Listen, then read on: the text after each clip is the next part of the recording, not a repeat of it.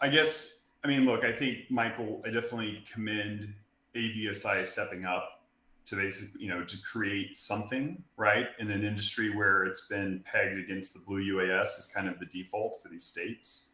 I think the legislative effort is just as important as the, creating these standards in a framework. But I think my ask of AUVSI for this would be to better clarify, because if I'm a drone startup, hardware startup, and I want to go build a drone and get on the green list, I've got to make a lot of hardware and component decisions, right? And I've read everything you've published on the website so far, and one of them says specifically, including a subcomponent review to ensure NDAA compatibility. And that immediately is a red flag, because now the green list is now a higher security bar because of its comprehensiveness than the blue list.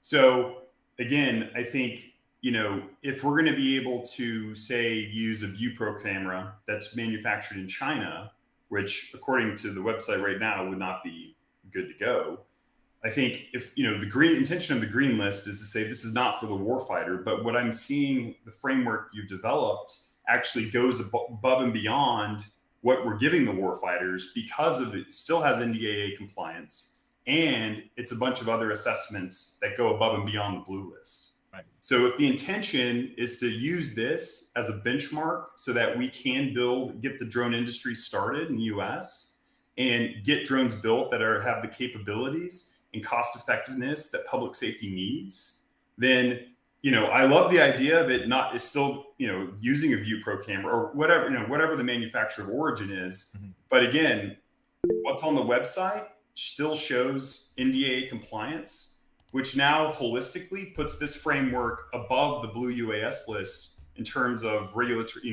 the hurdles you have to get over to get onto it. And what I thought originally was it was going to be, hey, this isn't for the warfighter. It doesn't need to meet these standards. Let's get a list of drone manufacturers, but most importantly, give them the rules of the road up front so that they know how they have a path to go become a manufacturer, build these things with some level of assurance that they're going to be able to meet the green list requirements. Yeah. I appreciate that. And I think that's good feedback on the website. I'll take a look at, again, it's constantly evolving. But, when we do talk to manufacturers, we do talk about the two pathways. The NDA compliance is there because for some of our 12 companies, that's what they want. That's what they're aiming for, because their customer end goal in mind is the warfighter. It is DoD. Not for everybody. I think the other thing that you talked about, though, is, I'm glad you raised it. I'm getting a little ahead of myself because we're making the formal announcement next week. But one of the elements of our Trusted Cyber program is we're going to be launching a platform, and it's going to take some time for the industry to buy in. We recognize that, but the idea is ultimately this platform will have information on components, platforms, subcomponents, the whole ecosystem of a drone online in this platform, where somebody who wants to design a new drone, as you suggested, can log in and see, like, okay, I need electronic speed control. Which ones are already, have gone through a degree of certification? And I click on that report, learn more about it. Okay, yep, that one meets my risk profile. That's the one I'm going to choose. So that is something that the electric utility industry has already built and is using. So we're modeling our program after that. They have a lot of threats against the grid, so they take cybersecurity extremely seriously. So this ecosystem that we're launching next week is, hopefully designing in time, building a program where drone manufacturers can design with security in mind, and it's no longer just thought of as like a cost or an afterthought, but they have access to tools, resources, information, so that from go they can make informed decisions. Hey, I've got to drop, so I just want to say something really quick, Michael. One of the important things we're going to have to do as public safety is we have to come together to come to some consensus on some of the operational things and capabilities that we're willing to live with in the meantime, so that we can actually help industry go in a direction that's going to be able to provide us as much as we can get in the short term as we make that path forward. You're talking from a capability standpoint, just how the drone performs? Yeah, the capabilities, the functional capabilities that we're using now to say what are the ones that we're looking most, what are the priorities, so that we can give industry a direction forward. Yeah, no, absolutely, completely agree. We've had some conversations with some federal law enforcement agencies about some RFPs they're going to be putting out, and wanting to make sure we communicate those out to industry. So when they're designing the next evolution of their drones, they're aiming for those capabilities. But we'd love to discuss more with you on that next week at Exponential. Thank you. Yeah, and I again just a big shout out to Exponential being one of the most important events of the year in the drone space, where we can all get together and share these things. If you're there, make sure to grab people, shake their hands, introduce yourself. I'll be there for sure. I know that many of you on the panel are going to be there as well. I know that people have to drop, but I do want to continue to just give people time. So if you do have to drop, just like the others, just do your thing. But Brandon, do you want to give any parting thoughts? I know that you came in last minute and didn't get a lot of a shine, but we appreciate you being here. And LEDA is obviously a really great organization for law enforcement folks using drone technology. How are you seeing Green, or what other thoughts do you have to share? I don't personally, I don't see a whole lot of value in Green, just as a law enforcement entity. And the reason is everything that we do is subject to FOIA requests. And just like Tim said earlier, I mean, we're going to do whatever we have to do to be able to ensure that we are safe. Now, as far as the data security of what goes through the drone, if we're on agency network, then sure. But that at that point, that is relying on the IT departments of all of those agencies to ensure the safeguard of their network. Right. And we have the ability to fly offline if need be. That's one of the great things about about DJI systems, where you can fly under government or you can fly off network and still be able to do everything you need to do. That's the great thing about DroneSense, where you get to fly in a completely separate application. That's the great thing about DroneSense Onboard, right? Like there are pathways that make DJI extremely safe platform to utilize from a security perspective. But to completely blacklist those systems, I think are only hindering public safety. And I completely agree that, yeah, sure, critical infrastructure, Blue, Green UAS. But I think that there should be exemptions for public safety to this legislation, because that's where it's going to go. I mean, I know AUVSI is not a legislator, but the legislators will say it has to be Green UAS, right? Just like Florida did with Blue and their version of it, right? So I'm cautious about legislation, and I'm cautious about pathways that are overly restrictive when they don't necessarily need to be.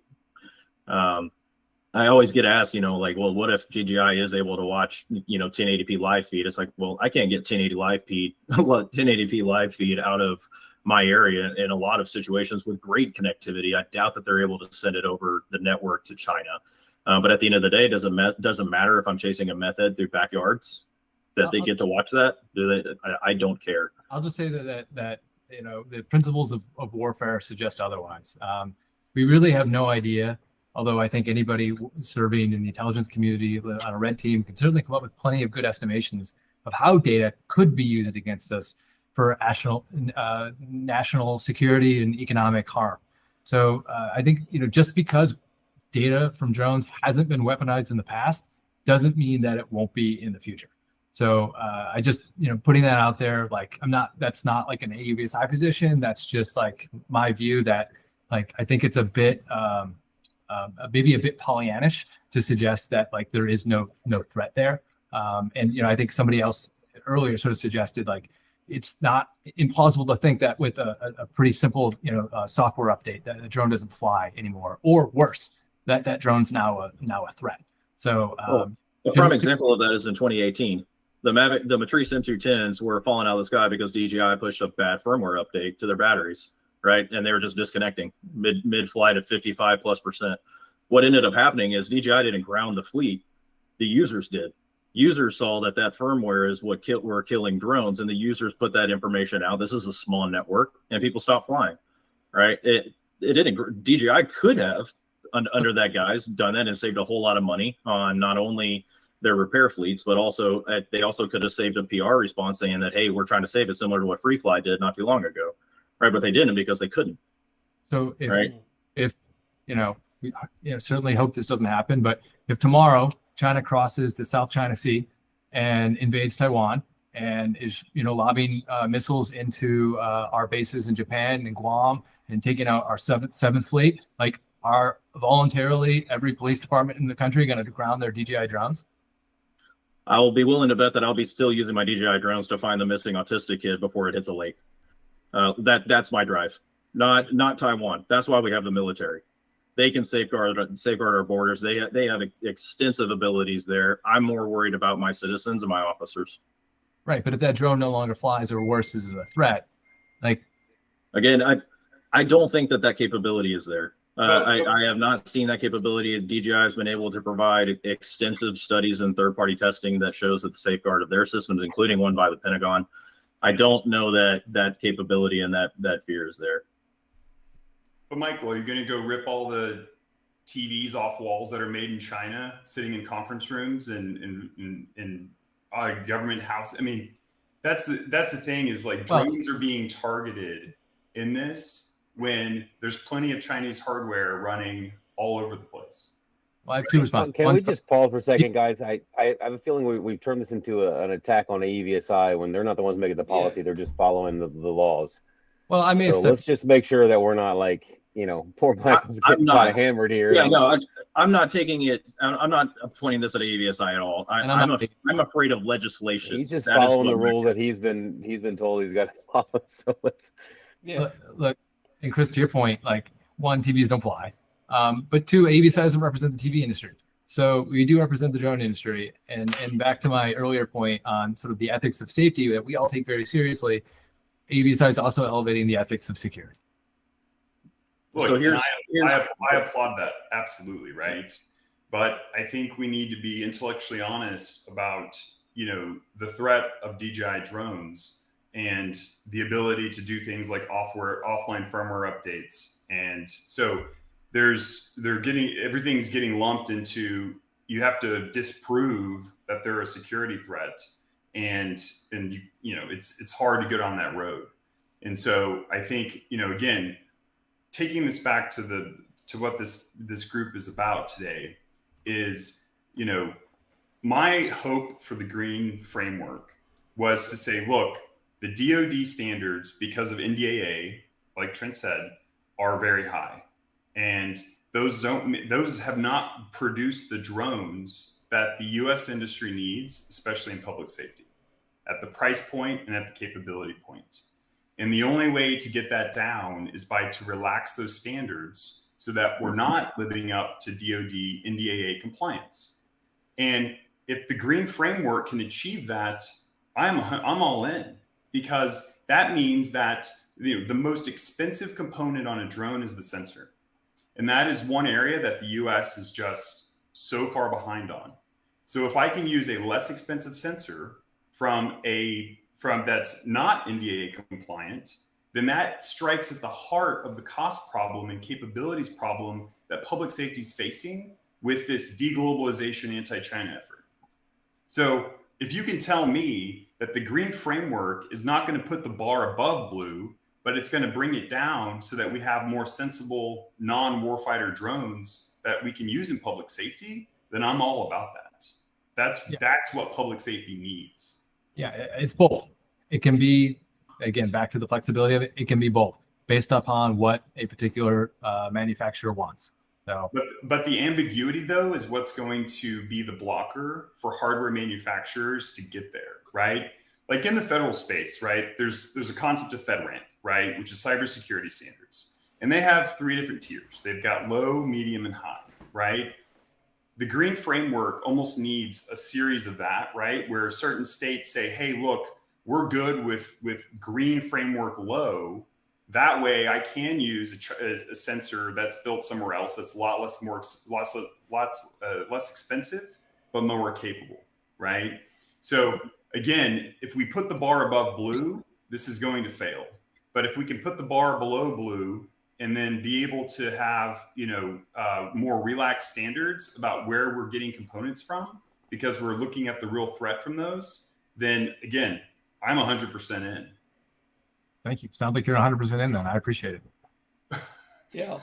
Minus the current ambiguity, right? And especially to get hardware manufacturers on a path, like the current language isn't going to suffice. And to that ambiguity, I think that it'll be much more easy for a VC funded drone manufacturer that's already established to sit in rooms to hear about the standards that identify and dedicate people to meeting a green standard, where, like Chris was talking before, a startup drone manufacturer, they're a few people, and to take that on might be a challenge because of the lack of very clear guidelines of what those components require.